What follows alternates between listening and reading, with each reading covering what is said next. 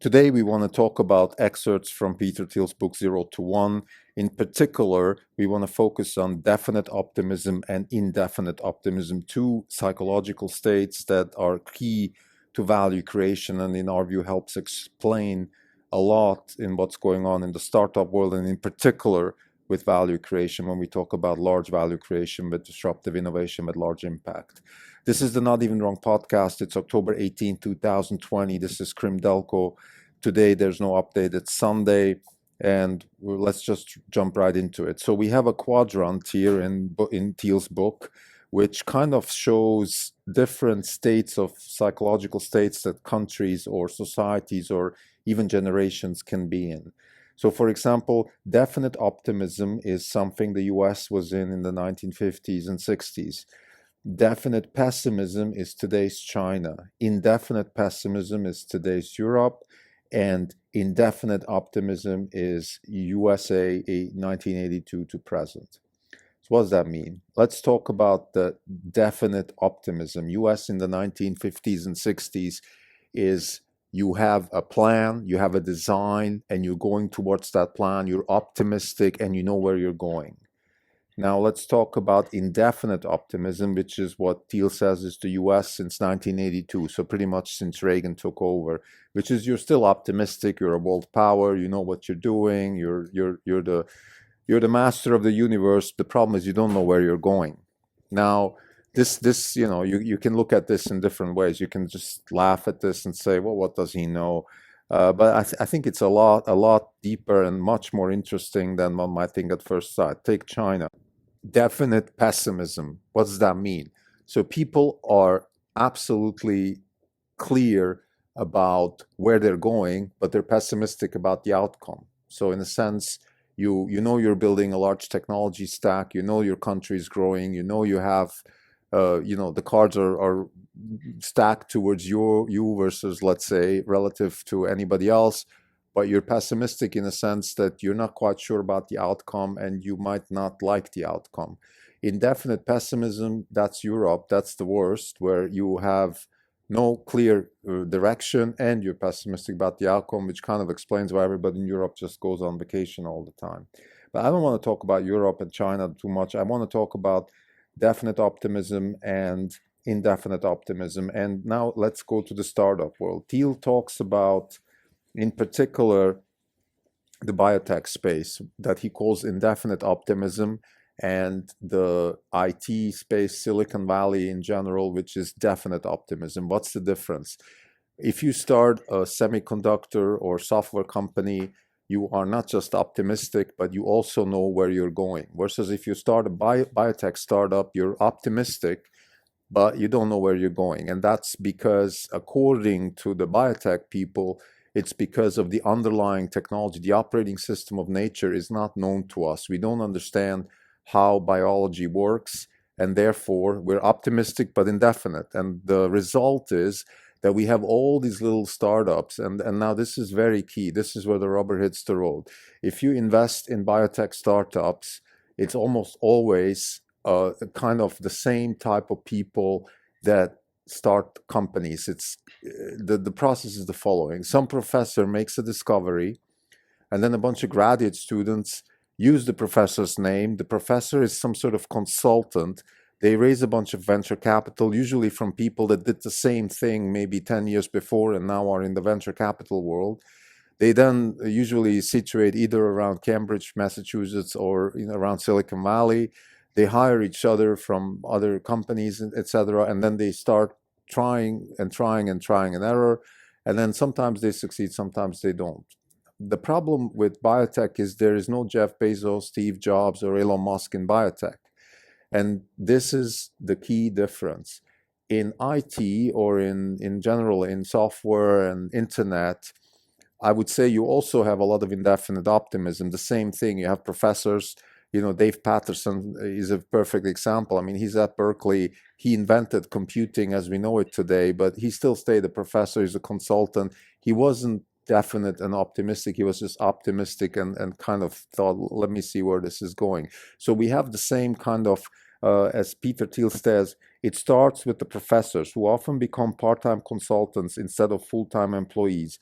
even for the biotech startups that begin from their own research. So he's saying in biotech, the problem is that even when the research yields results that yield a company, the professors prefer to be consultants.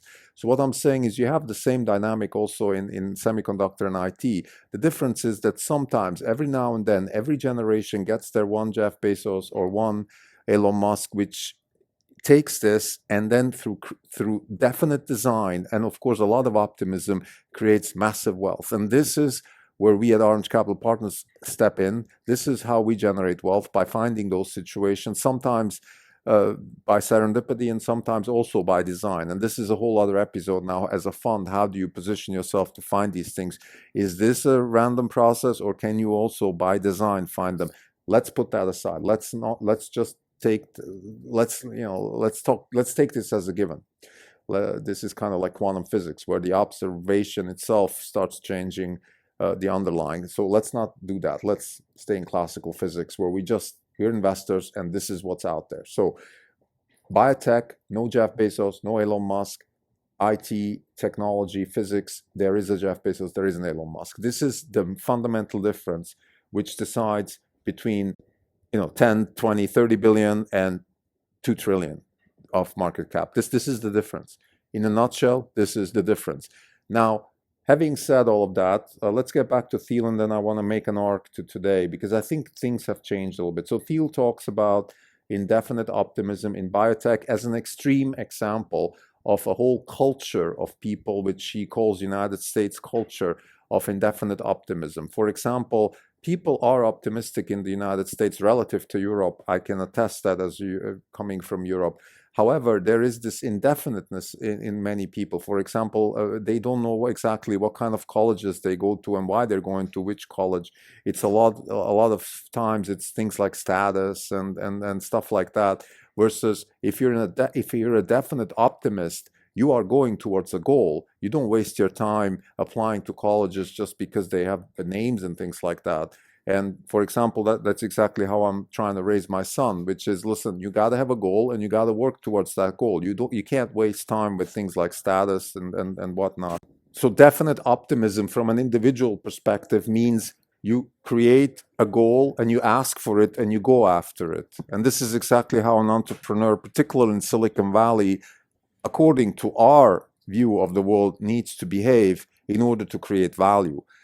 Otherwise, it's a different game. I'm not saying you can't make money with, but of course, people have made money with biotech and things like that. There's many other. I would say the thing is, probably 95% of companies, startups, any kind of company which is started in the United States is an indefinite optimist, because most people don't really know where they're going, and it starts with the individual. It's a culture. It's a culture which is, like I say, everybody, even in high school, in college, we hear people having this, well-rounded resumes and things like that, which just is indefinite optimism. Well, I play the flute, I do rowing, I know a little bit of computer science, I read a few books, and I have a degree in economics. If I throw a lot of stuff at the wall, something will stick. But I'm optimistic. Versus, again, let's say in Europe, I do the same thing, but I'm even pessimistic. So I really only plan about my vacation there. At least in the US, I still believe that, maybe somehow I can squeeze myself in and become the CFO of the next Amazon. I'm not going to be the next Amazon, but at least I can maybe piggyback. Now, for us at Orange Capital Partners, this is, of course, not a tenable position. And like I said, we live this even at home with our kids. You got to have a goal, you got to ask for it and go for it. And this is exactly what we're expecting from our entrepreneurs. So, for example, when we look at companies, and I've mentioned companies, let's say Boston Beer is a good example. It has all the ingredients of a startup. However, it doesn't have that, hey, I'm going to go and get it kind of thing. Even Square doesn't have that, even though I would say Square obviously fits incredibly well into the innovation stack principle that we believe in. But we believe it's way too indefinite. Where is it going? What exactly is the goal? What problem are you solving? Perfect example of a definite optimist is Elon Musk. I want to go to Mars and I want to get rid of fossil fuels. End of story. How am I going to get there? Well, I'm doing autonomy day, battery day, I'm launching rockets, I'm doing reusable rockets. There's a lot of steps, a lot of milestones, failures, winners, losers, innovation stack, solve a problem, create problem, all of that stuff. But fundamentally, it's very clear. I define what I want and I go and get it. And this is, I think this is now, let's get back to the book, 0 to 1. I think that's what Thiel is trying to say. It is, you're not a lottery ticket. You are not exposed to the tyranny of randomness. You can't think like that. Don't let them tell you that you are like that. Even if you, like we are, for example, in San Francisco right now, we're exposed to a lottery system in the schooling system, which is, it's tyranny, but it is what it is. And it's fine. Actually, who cares? Let them figure out whatever they want. As far as we're concerned, as far as our kids are concerned, they define who they want to be and they go and get it. And if they can get it through the lottery system, they get it here. If not, they get it somewhere else. As long as you ask for it, you will find something somewhere. Of course, assuming we don't end up in some sort of socialism driven by things like equity and whatnot, which is a whole different topic that I don't want to go into.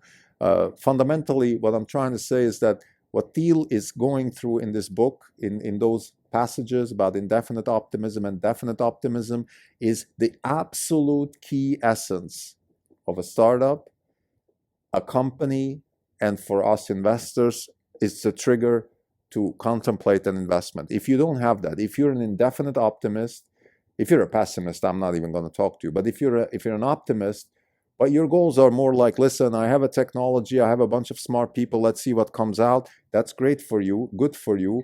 I don't think it's worth my time. I actually think what you're doing is more, it's a luxury thing to do, which is, I have a job where I have some upside, optionality, stuff like that, which is fine, perfectly fine, but it's not for us. At Orange Capital Partners, the mission is to generate wealth with disruptive technologies with large impact. You have to be an intelligent designer.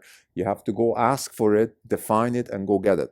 And this is definite optimism, and it's in a quadrant that Thiel says that's how the US was in the 1950s and 60s. Of course, that was the best time probably the US ever had in terms of progress, development, all that stuff that happened in those days was, from a technology perspective, was amazing. Now, to end the episode, I just want to say a few things about what's going on right now.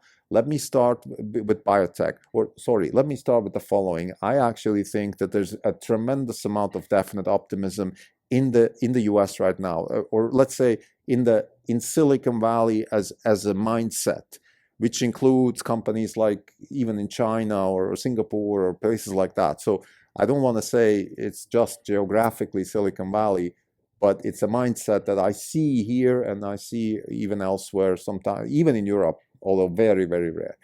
What I'm trying to say is the following. There is a lot of definite optimism, and not just within Tesla. Of course, Tesla is the locomotive, the driving machine that gives, it's so strong that it even motivates us to even work, just having this kind of optimism and this definite optimism, which is even more valuable. I want to say one thing about biotech, and we have 30% of our money invested in biotech, so you might think, what are you talking about?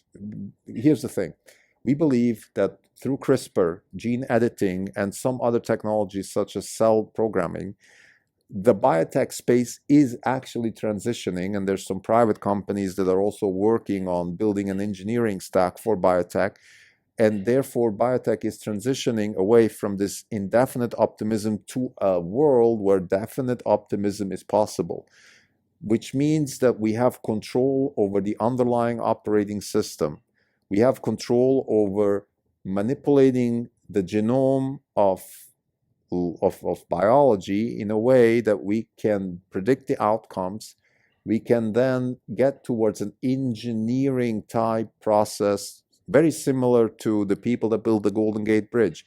They didn't just build 100 bridges and hope that one of them doesn't crash. They built one and it still stands. I live right next to it. I can attest to that. That's the kind of thing that is possible. At least that's the potential that we're investing in. So we're not investing in biotech as you know it, something like some moonshot cancer drug, maybe not, all that stuff. No. We're not interested, not even a second.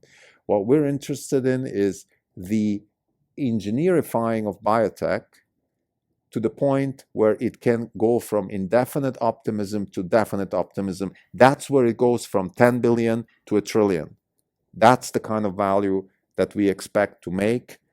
We have, of course, risk. This is not a foregone conclusion, but we have a theme and we have a path that we think we can go on, and that's why we invested in biotech. I think it goes without saying that Tesla is, of course, also fitting very well into this theme, and this is why it's our largest position. There's some other ideas that we're looking at, like I said in our ideas episode a few days ago. The cell programming technology companies like Fate Therapeutics are certainly on our list, although there you have to kind of dissect a little bit the definite optimism from the indefinite optimism. There's also a lot of narrative and some jargon that is not clear, and we are not familiar enough with the science to attest that this is really working. However, on the CRISPR side, it is even if you're not a scientist, you can just look at the numbers. So many publications, such much lower cost to do the same experiments as before. The results are amazing. Clearly, this is a much more definite process than before. And this is what we're really excited about. And also, this is why this book, 0 to 1, for us is one of the 3 pillars of our fund. And I wanted to give a little excerpt. I'm going to continue doing that with this book and some of the other 2 books, The Innovation Stack and The Innovator's Dilemma. And in general, I think books are unbelievably important if you can take the essence of some of the ideas and translate them into action. I think as an investor, this is a very good recipe for success. Thank you.